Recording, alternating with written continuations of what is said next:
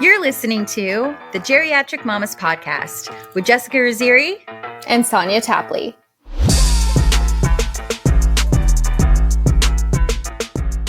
Well, in today's episode, we're going to be recapping our much-needed Mommy's Night Out. Yes, we finally made it happen. And spoiler alert, it involved the best lobster rolls and truffle fries, plus conversations about White Lotus and a very unlikely couple sitting at the table next to us. Then we dive into taking our toddlers to an indoor play place and noticing differing parenting styles. And because we're gluttons for punishment, we also decided to take the kids out for lunch afterwards. But at least we had Mike with us, so that made it easier. Let's just say we have a new business concept for restaurants and toddler parents. This was genius, Jessica. I can't wait to get into that. We really do. It's not the first time we've thought of that, though. No. We're also exploring a topic that hit us both right in the mama feels, Kate Hudson's parenting philosophy. She recently shared on the Not Gonna Lie with Kylie Kelsey podcast that the key to connection is letting go. Yes. It's a concept. I'm just not quite there yet. I'm hanging on to I'm definitely still hanging on. I'm hanging on. I'm not at the letting go phase yet, but we'll get there. Basically, the concept is that giving kids a little independence actually brings you closer. We're unpacking how that looks in our lives and why it's easier said than done when you've got a toddler wrapped around your leg while you pee. Mm-hmm. Enjoy. Mamas, I love a full and silky texture in my face creams because they feel so healing and comforting to my dry, thirsty skin.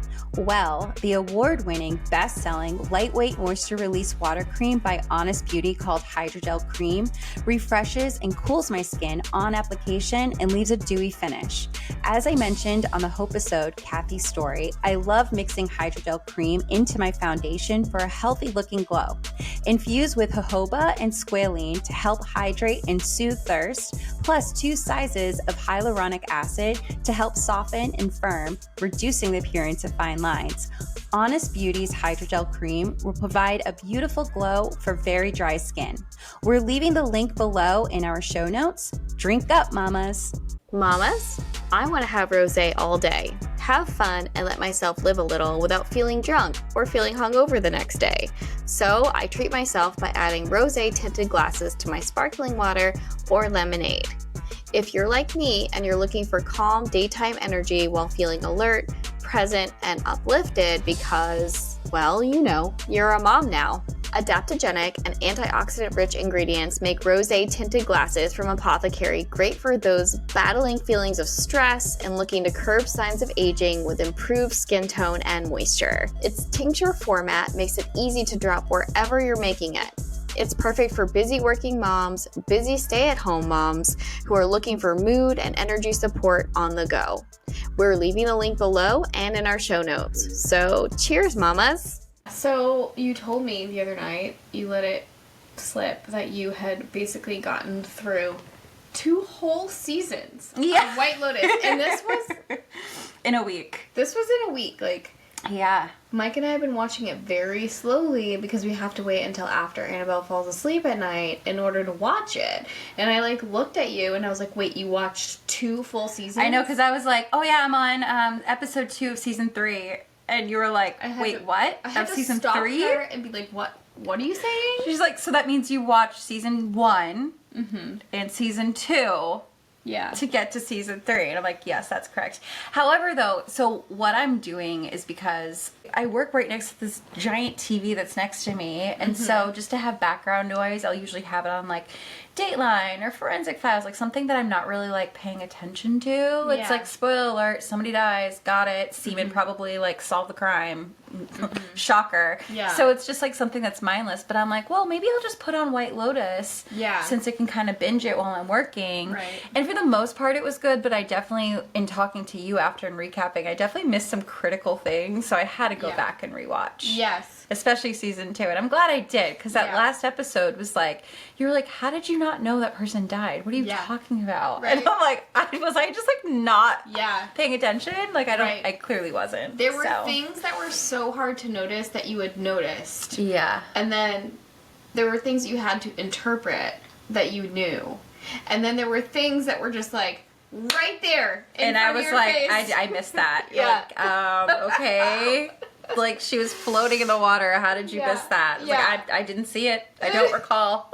That never happened. Didn't happen. That never happened. I guess I have to watch it again. Yeah, I did, but I'm glad I did because You noticed things. Oh yeah, it definitely tied everything together. So now I'm officially on season 3, and I am rewatching the first episode again, which again I missed a bunch of shit. Yeah. So I'm glad I'm rewatching it again. Yeah. So, Yeah. but it's good. It's a good show. I'm hooked. I like it.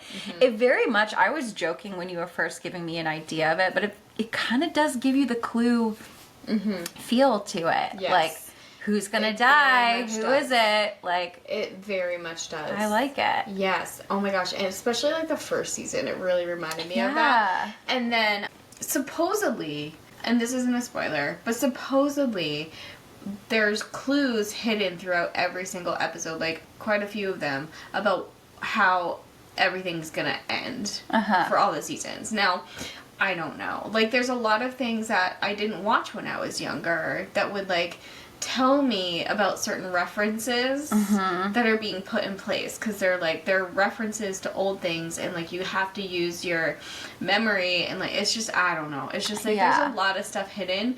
And so anyway, we're on season 3 now, Mike and I have to say, this is the most dark. Like, it is so dark. Yeah. It's so dark. But also, like, I'm falling in love with a couple of the characters that I wasn't expecting to fall in love with. Really? I'm pissed that Jennifer Coolidge is gone. I know, because I wanted to watch her. I love her so Forever. much. Like, I don't think there's a role that she's ever been in that I have not loved. Like, I fell in love with her as Stifler's mom. She will always be Stifler's mom in my heart from American Pie. And then everything else, like, she was in A Cinderella Story with Hilary Duff, and she's hilarious there. She got, like, the Botox, and she's like, I need more salmon, and, like, she was just, like, so funny. And then she was in The Watchers. Yeah. She did a really good job there. She just, like... And Legally Blonde. Legally Blonde, that's the big one. I was like, what's the other really big one? The bulldog. She's so good. Like, that is just, like, her character to a T. She just plays it so well. And, like, I was so excited when I saw that she was returning for a second season. So I was like, yes, great. She's going to be one of, like, the stable ones. And no. So maybe they couldn't afford her. I don't know. She's Maybe amazing. Not. Yeah, I'm sorry for the spoiler. She gave you a spoiler. If you haven't watched it, skip over that part. Just just rewind your brain. Yeah, like, I'm just gonna apologize. I'm just gonna apologize. It's fine.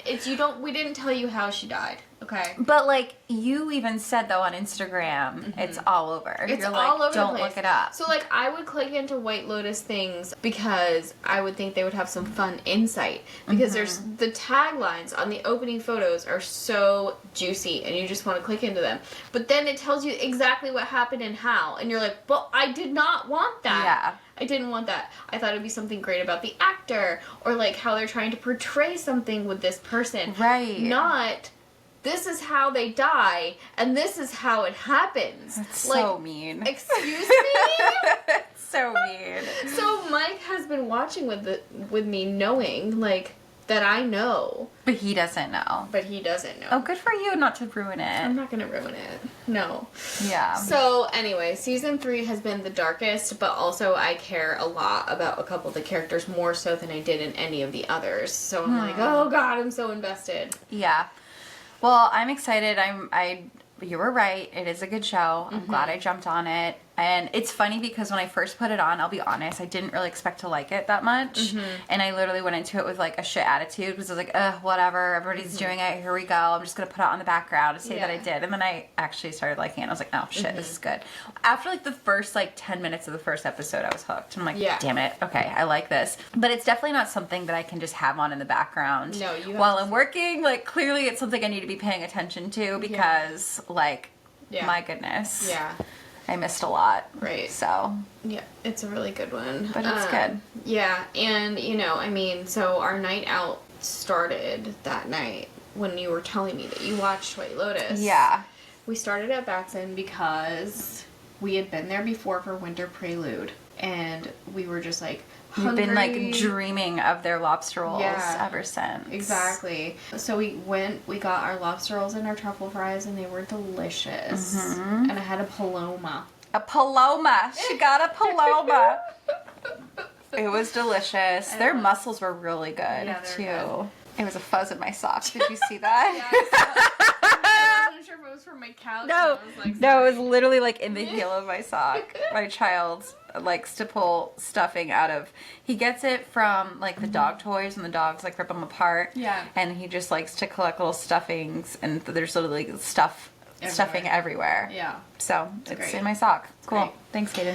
Yeah, so we got a Paloma, and it was really fun. And it was really funny, too, because, like, I've been studying a lot about polarity and, like, yada, yada, yada.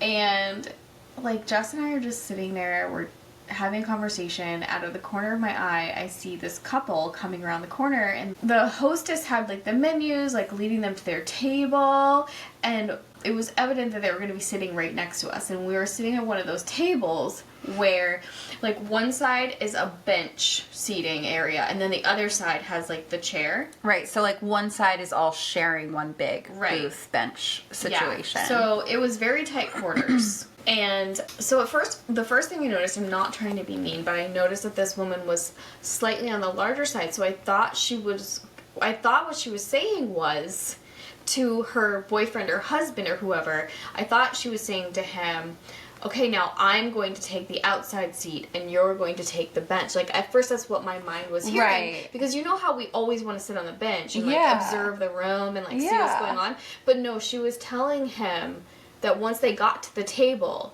she was going to sit on the bench and he was going to sit at the outside. So I'm just, like, internally dying because this woman is dressed to the nines. Like, she kind of looked like Mary Poppins. of looked like Mary Poppins, but she was very, like, preppy Kenny Bunkport-esque. Like, if she was KJP's grandmother. You know what I mean? Like, look up Keel James Patrick on Instagram if you don't know who this is. It would be, like, his grandmother's outfit. And it wasn't coastal grandma chic. It was, like... Coastal grandma chic. It was something other than that.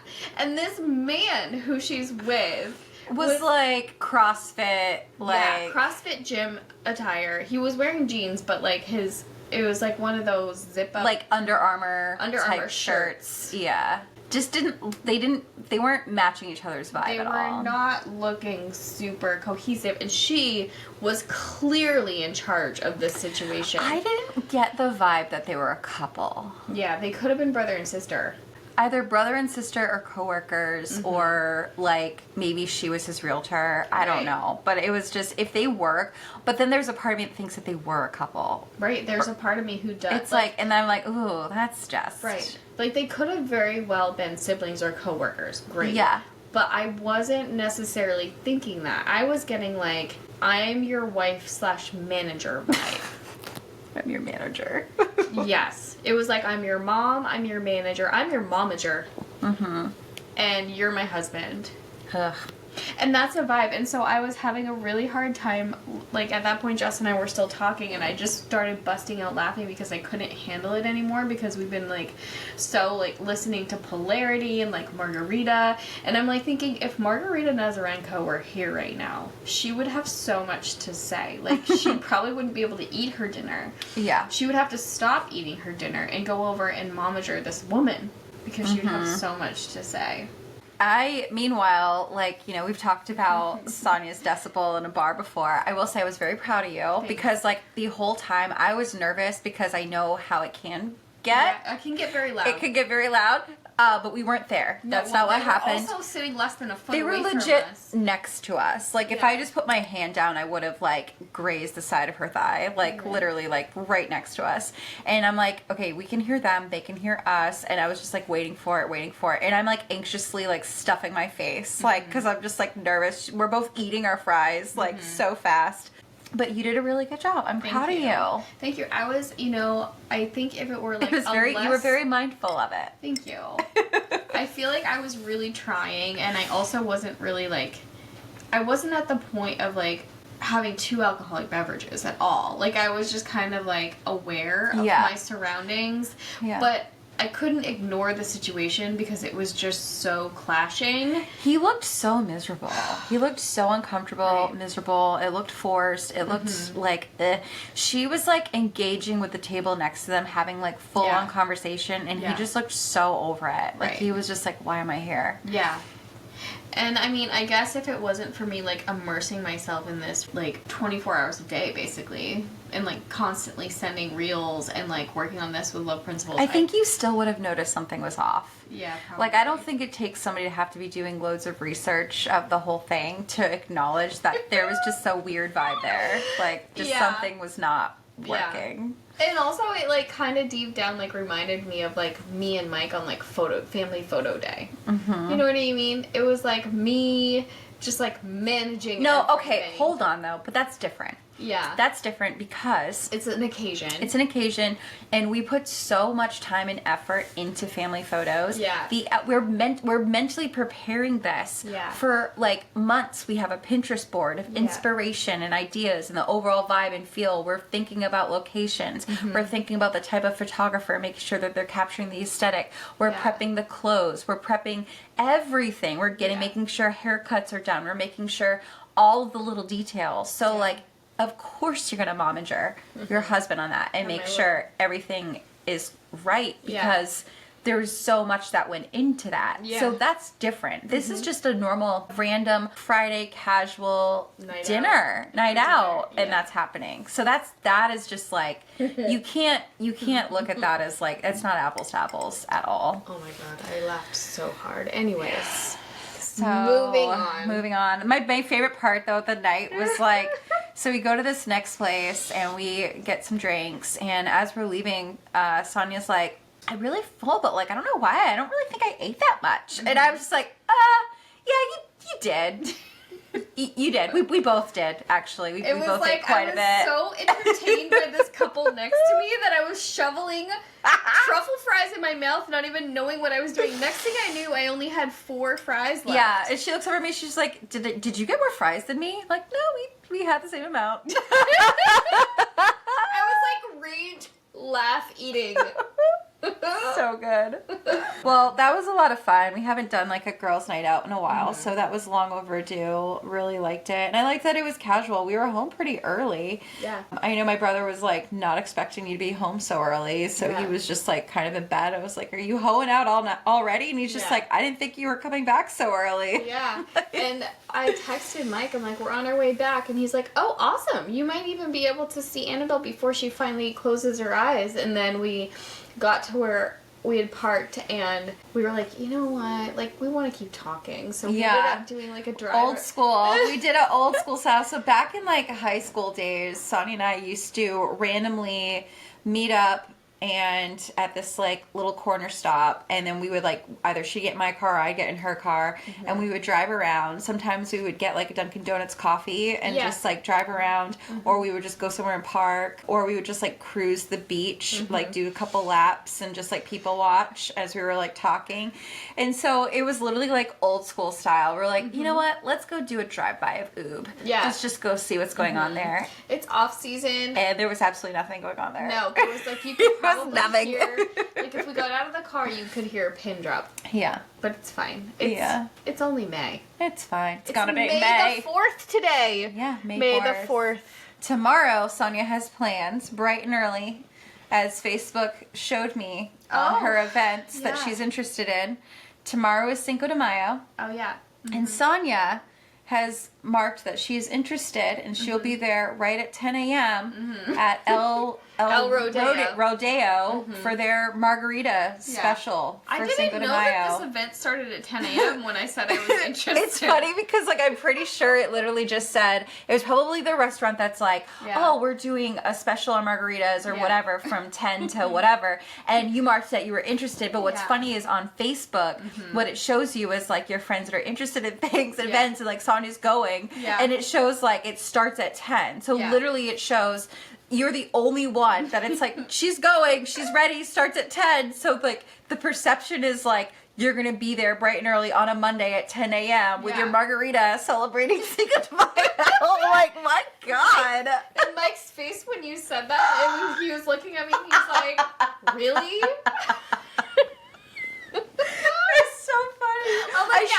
You know what? I'm gonna find it and screenshot it and send it to you. It's so good. It's so funny. He's like, really, Sonia? The best part though is like you were the only. Usually it'll show like Sonia and 3 others or Right. Sonia and da da da. But it was just you. It's just you interested and marked as going or whatever. I think it just said interested, but it was just like so funny. I was like, okay, that's amazing. Man, I was like, what are you talking about? 10 a.m. Yeah, it shows the start time. So I'm sure there are some people who do. make sure you're not late. Can you imagine? I might do a drive. Actually, I will. I have to bring Annabelle to my grandmother's. I'll check and see how many cars Who's there are right in at 10. I'll let you know if it's lit. Cool. Let me know if it's litty titty. So yesterday we decided we were gonna take the littles to an indoor play place, and The play lot. We've talked about it before. Yeah. We'll give them a shout out. we go there a lot. Yeah, I love that place. It's really cute because, I mean, it's, first of all, it's indoors. Mm-hmm. And then they just have everything that's totally age appropriate for our kids. Yeah. And they love it. I appreciate that they have a little blocked off area. Like Hayden is just borderline too old for that area, but he's so intrigued by it. I think it's because it's closed off that he thinks he needs to be in there. But they have this little closed off area for the littles that like aren't quite walking yet. And so they can like be in that little safe zone. Yeah. It's just, it's super cute. Yeah, it's adorable. Annabelle's obsession in the summertime and in the wintertime is the swing. Mm-hmm. So I was pushing her on the swing, and they have 2 like regular swings, and then they have 1 toddler swing. And Annabelle can go on either, but she was in the toddler swing, right? Was this when that happened? Mm-hmm. Yeah, so she was in the toddler swing, and there's this little girl. She was probably like 4 or 5, and she was in one of the grown-up or like the big kid swings, and all of a sudden she went flying off of it. Like she flew backwards. So maybe she was like trying to do a trick and then like let herself go or something. And then right next to the other 2 swings, there's like this, it's like one of those swings that looks like a skateboard. Yeah. And there was a little boy on it, and he hit her with it. Like right after she fell. Like right after she fell. So she was down, and like she was clearly hurt. Yeah, like got the wind knocked out of her. Yeah, she definitely got the wind knocked out of her, and she was like, I was like, oh my god, are you okay? And my first instinct was to run over and like pick her up. So I started running, and then I noticed she was like starting to crawl towards someone, and I looked up, and there were 2 men sitting next to each other, and she was like, Daddy, I'm pretty sure she said Daddy. And he like saw her on the ground, and she was like coughing, her face was red, she was clearly hurt, and I was like, honey, are you okay? And I like looked at him like, why aren't you up yet? Right. Let's go. And like he was like, oh, she just needs a little space. And but he like came over though. He was like, standing over her and looking at her. Didn't immediately pick her up. Didn't immediately try to see if she's okay. Just stood over her. Wasn't even really assessing the situation. Was like, she's fine. She just needs a little bit of space. She was still down on the ground with coughing, her hand over her stomach. Right. Like, I was not okay. No. I wanted to punch him in the face. But, like, first I wanted to pick her up and be like, are you okay? And, like, make sure she was alright. But I also felt in that situation where, like, the parent was known and the parent had, like, spoken. Yeah. That, like, I obviously wasn't gonna do that. But, like, then I also wanted to just punch him in the face. I never really know how to handle those situations. Mm-hmm. I agree with you. I was pissed in that moment. I hated that whole thing. It felt gross. I didn't like it. I had to walk away because I was just feeling my blood boiling. I was just like, I need to remove myself from this. But I never know what to do in those situations because I've had instances where I've seen a child in distress. I've seen a child fall. I've seen a child like right in front of me. And it's like my immediate instinct is to like run over, pick the child up, make sure they're okay. Yeah. But then it's like, am I supposed to assume the mother or father are close by and they're on it? Am I supposed to just leave the child there? Yeah. Like, what is protocol? Like, what? Because I've had instances where I've seen, like, a child fall in front of me and I've immediately, like, picked them back up. I'm like, are you okay? And then I feel weird because I can tell the child's confused and uncomfortable that I did that. And then I can quickly see the parent coming over and I can't really read them. Like, are they weirded out that I just did that? Like, I know for me personally, if that were Hayden that fell off the swing, and let's say I didn't see it happen, and like a stranger or another mom came running over to coddle him, make sure he's okay, I would be so thankful. Yeah. Because I don't want my child alone, scared, hurt, like, and feeling and just having all eyes watching them and nobody doing anything. Right, That is such a traumatizing experience. Yeah. Like, I would be thankful that somebody came over. Right. Now, once I'm there, fucking back off and step aside. Yeah. But, like, please Yeah. help him in that moment. So, Right. like, that's my mindset, but it's like, not everybody, I don't think everybody Right. sees it that way or thinks that way. Yeah, and the guy could tell, like, what I wasn't satisfied with him walking over and, like, standing over her and being like, oh, she just needs some space. Like, he could tell, like, I was still on the verge of either going over to help her up or punching him in the face. So, like... And he wasn't going to stick around and find out which one you were going to go with. He, like, finally he picked her up and she was still crying, she was still coughing. And, like, I think at that point when he picked her up, finally, he realized that, like, maybe that was a lot more painful than what... Because I don't think he actually saw it happen. He didn't see it happen. He didn't know. Yeah. And, you know, we don't know the whole backstory of that little girl. And, like, maybe this is something she does, right? Maybe she is known to, like, be a little bit of a drama queen and, like, and have situations where she makes a big thing of it. And if he didn't see it, maybe that's what he thought in the moment of what was going on. And then maybe when he did realize she was truly hurt, that's when he was like, okay, we gotta go. Maybe. But regardless, it didn't sit well with us. I don't know. No, but they ended up leaving. And, like, Yeah. at that point, maybe they were just tired. Maybe they were all tired and they needed to. Like, I mean, it was lunchtime. We ended up going to lunch after. But, like, I don't know. Like, it just felt really weird. It did feel weird. It felt like he wasn't... I don't know. I'm convinced... I'm going to choose to believe that wasn't her father. I'm going to choose to believe it was, like, a weird uncle or, like, a friend of the family or something, because... That's not what she's living with. It didn't give, like, the nurturing father vibes. Like... Yeah. Yeah. Because I feel like if that were Mike in that situation... He would have immediately been on the floor with that little girl to make sure. He might not have immediately picked her up, but he would have been on the floor with her. Yeah. And like, oh my God, where's your mom? Where's your dad? What can I get for you? Are you okay? Right. He would have made sure the other swings are stopped. He would have like done something more than just standing over her. She's fine. She just needs some space. Yeah. Like, yeah, I think you're right. Like, and most dads would have in that situation. That's just one of the things. You see a little girl in pain on the floor, and, like, clearly, like, I saw everything happen. Like, she got hit by that thing. So, like, I don't know. But anyway, so we ended up going to run-of-the-mill public house and brewery in Biddeford. So good. Yeah. The littles, which is so ridiculous. They were, like, slap happy. Yeah, they were. They had some really yummy macaroni and cheese, but we got them their food and they shared it, which is so good because they like the same things. They do, yeah. We ordered mac and cheese for one, and then like chicken tenders, and we just had them split both, and it was perfect. Yeah. Finally, when my child likes to wait for things to be cold and kind of just like blah, and then he's like, "Oh, this is chef's kiss. This is delicious. I'm gonna eat all of it right now." The flavor has really set in now. It's like really set in. He's like, I want my mac and cheese to ferment. Yeah. And then I will take a bite. Meanwhile, Annabelle's like trying to blow her food off, and she's like, ow! Yeah. They were so funny. Annabelle was playing like peekaboo with Hayden. They were both just like making each other giggle and laugh and as crazy as usual. Like there was 2 tables in there when we got started. And then there were none. And I thought they were gonna be like, I thought they were gonna keep people out of that room because Annabelle and Hayden started to get loud and like they needed to stretch their legs.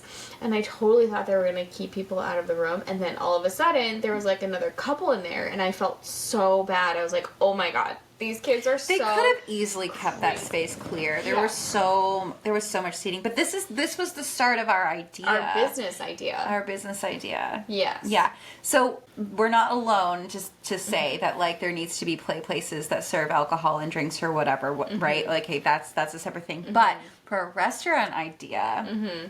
was having when you see like a family come in with littles give them the option of, okay, you can sit in like with Gen Pop in the normal dining area and have it be a normal stressful situation, or you can go into the separate room that has like areas for them to play, run around, be crazy.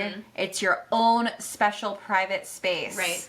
While you eat your dinner and let them do whatever the fuck they want. Yeah. Didn't they have a place called Ground Round here? Yes! And I used to love the Ground Round. Yes. There would be popcorn on the floor. They had a big, like, movie theater. Yeah. And the kids could watch movies and play in the center. Yeah. While the parents Would just ate. Yeah. Why did that go wrong?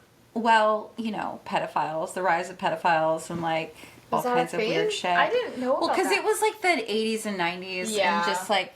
It was like, back when, like, you just let your kids, there was a lot of latchkey kids, and it was just like, I don't want to say they didn't give a fuck, but, like, times were a little different back then. They weren't helicoptering the way we do now, so I think there's probably a lot wrong with it. Right. But, oh my god. But it was pretty, I don't know, I remember that place. That was my favorite place to go, and it was because of that, because I wasn't restricted. Right. I could run around, I could play. How many birthday parties I had there. Right. Yeah. Yeah, no, I mean, I feel like we need to bring it back, but we need to bring it back minus the pedophiles. Yeah. We can totally do that. That's easy. Yeah. That's easy. Just have a background check before you and come to the establishment. it's its own special room. Yeah. Right. So, like... Your own special room, you reserve it. I mean, you can reserve rooms for parties. Like, why can't you and especially if it's, like, the restaurant is designed that way, where you're, like, you know, just call ahead and make it a thing. Like, I don't know. I just think that needs to be. There needs to be a toddler-friendly environment in most restaurants. Because people should not have to just stay home because their toddlers are crazy. Yeah. They're toddlers. Right. You know? Or just, like, in the very least, set up a little dance floor with music and just, like, let the littles go dance and be crazy while the parents just eat. Yeah. And, like, people can kind of, like, know what they're gonna expect. Because there was, like, one table next to us that wasn't super excited about. No. You were like, she's not a real mother. One woman who was just glaring at us every time, like, a stuffed animal went flying. And it's like, I'm sorry if it landed in your soup. I don't know what I'm sorry it landed in your $30 lobster bisque. I don't know what to tell you. Deal with it, bitch. But look at how cute they are, right? I think people know we're joking. Is it obvious? I feel like it's pretty obvious we're joking. Okay, just making sure. Okay. Hey mamas, are you someone who's 35 plus and struggled with fertility, endured a miscarriage, experienced heartbreaking fostering or adoption challenges, or were perhaps flat out told by a doctor that you will never conceive naturally, and despite the odds eventually found your happy ending by becoming a mama? Send us your story at geriatricmamas.com. We would love to feature your journey to motherhood on a future Geriatric Mamas episode. I know it feels like we're just winging it willy-nilly, and we kind of are, but we do actually have a topic for this week. Yeah. And it is about Kate Hudson's parenting philosophy on letting go to connect. Yeah, so letting go to connect. So I listened to the episode with Kate Hudson on Kylie Kelsey's podcast, Not Gonna Lie. And so there's this section with Kate Hudson's philosophy. And they start, talking about how, it's crazy how Kylie Kelsey has all girls, well, and her husband, obviously. But they have all girls, and, Kylie's not necessarily sure she would know how to handle a boy. And then it was kind of, alluded to that they might not be done having kids. And so they were talking about, how, sad it can be to let go of, one stage of child development to, embrace the new one. Saying goodbye to your child when they're 2.5 and, embracing who they are at 4 and 5. And it's just, this constant thing that you and I are feeling with our kids because they're onlys, you know? And so that, really, really hit home. And they were talking about how, letting go also means watching the kinds of people that they're going to become. And I just thought that was so sweet. And Kate talked about how her son, there was a moment in time where she knew her son was just a great person and he was gonna be okay. Yeah. Yeah, and like Kylie was kind of agreeing with that because she's been a mom for a while, you know? So she was kind of agreeing with that, and then they talked about as they get older, like into like teenage years and early adult, it's so important to just let them go and not, for example, complain when they don't call you for 2 weeks while they're in college. Or I mean, that's kind of extreme because we're helicopter parents and it's like kind of giving me anxiety, I'm not gonna lie. We have to make sure they're okay, but like, you know, we have to let them fly, we have to let them become who they're gonna be, and like let them go, because that makes them crave you, and it makes them, you know, like how we say, you know, we call our mom like every day when we're like gone or like away or whatever. We're the ones checking up on them. Like, that's, I was very much like that with my mom, like when I was living in Hawaii and living in Florida, and she's like, hello? This is like the third phone call. It's Why like, are what do you calling want? me? Leave me alone. Yeah. Like, even when she'd be driving out to Florida to visit me, she'd be like, can you stop calling me? Like, I'm trying to listen to my book. And she would have, like, books on tape or CD or something, and she'd be like, what?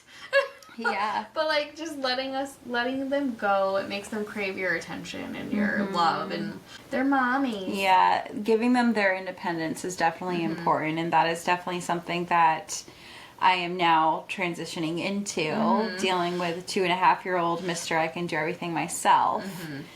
That's hard. Like, It's really hard. yesterday at the play lot, for example, climbing up on that ladder thing that's like really high, very scary.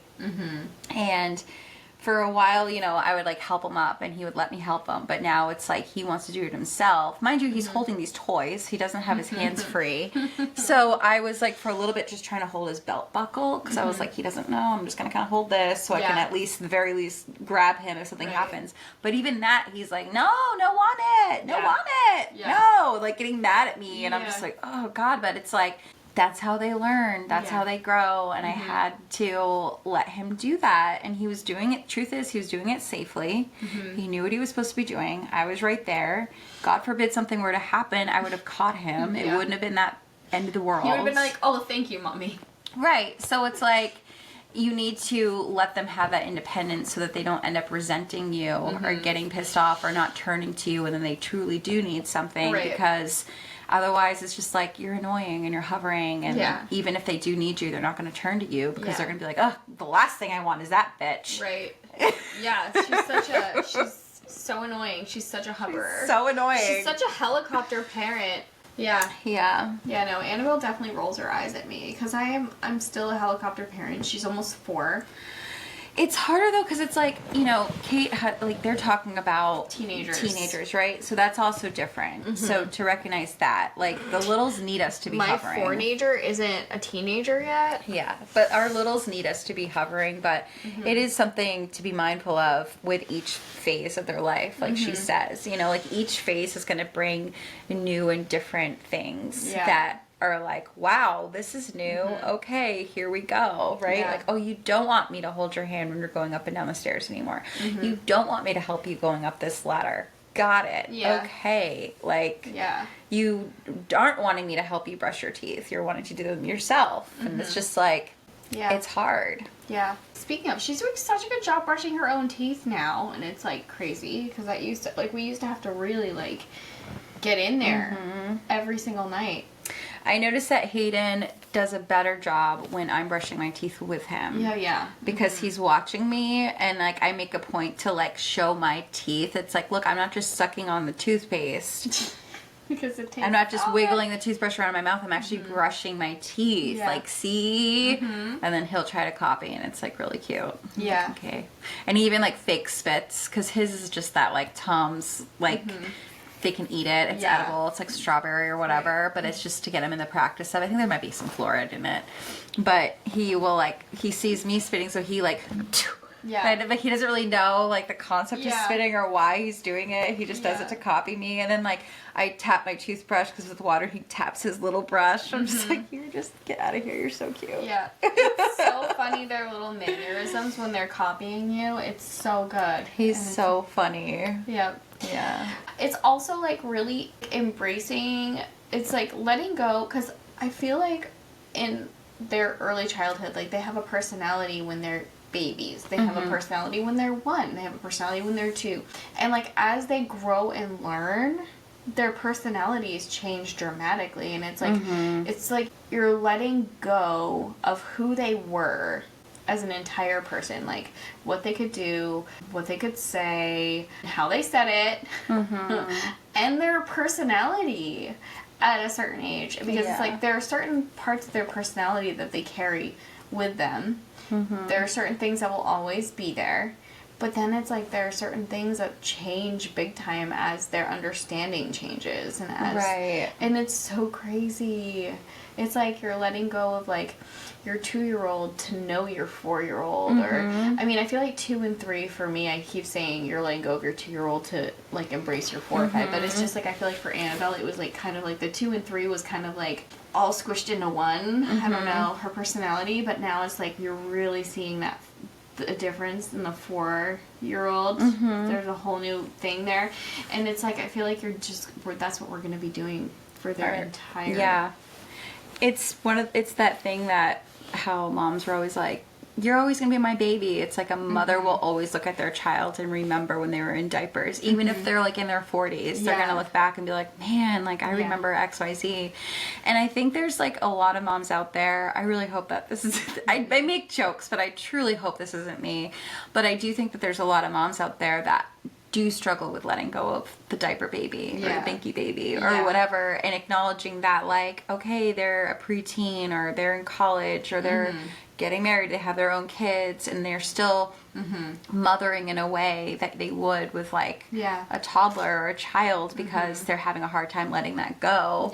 And you're not going to have like a close connection with that person because you're not letting yourself get to know them and who they are. Yeah, exactly. It's crazy because I do, like, I see that a lot, like, when I take Annabelle out in public and stuff, I can see I have definitely still continued to kind of baby her in a way that I feel like older toddler parents, especially because, like, we keep Annabelle home and do a lot of stuff with us home and also with, like, grandparents and not at a preschool. So a lot of these parents have already kind of had to let go of some things that I haven't had to yet. So I do see a difference when I have us out in like the world of children, like at the museum or whatever. I'm like, oh my god, I gotta lean back. Like in Annabelle or in you? In me. In you. Got it. Like how so? For example, I'll just be making sure she's getting up the ladder okay, and it's like, dude, why would your kid not be able to get up the ladder okay? Got it. She and all of the kids who are her age are scaling that ladder like it's the back of their hand. But I'm just like trying to make sure she doesn't fall and like crack her head open. Like But like I don't technically need to do that. Nor are any of the other parents. They're like sitting there in the sun, like enjoying the day. They're not like they're not like stressed over their child. Like, one woman was sitting close-ish to me, like, just eating a sandwich while our kids were tackling each other. And but also, it's like, I would like to know how many kids do they have? Is this their first rodeo? Yeah, no, they have I feel like it's different also when it's your first, and especially when it's your one and only, too. Versus, like, true. This is your second or third time doing this. She's not disposable! Just kidding. Exactly, though, pretty much, right? Like... It's like, I think it's different if this was their second time going through it or third time going through it, and they're just like, they're fine. Kids are a lot more durable than you think they are. But it's like when you're a first-time parent going through it, you don't know. I might be a geriatric mama, but this is my first time having a baby. So funny. Well, that's all we have for you today. I mean, stay geriatric as fuck. So thank you for listening. Be sure to tune in next week. Your support is keeping the podcast going. You can help by following, subscribing, rating, reviewing, and especially by telling a friend to listen anywhere or watch on YouTube. For more info, you can check out our website at geriatricmamas.com. You can also follow us on Instagram and TikTok at geriatric_mamas, on YouTube at Geriatric Mamas, Twitter at Geriatric Mamas, and follow our group page on Facebook, Geriatric Mamas. If you have a topic idea that you'd like us to discuss, are interested in being a guest, or simply have a funny geriatric story to tell, you can go to geriatricmamas.com and hit be a guest or send us your story. Bye-bye.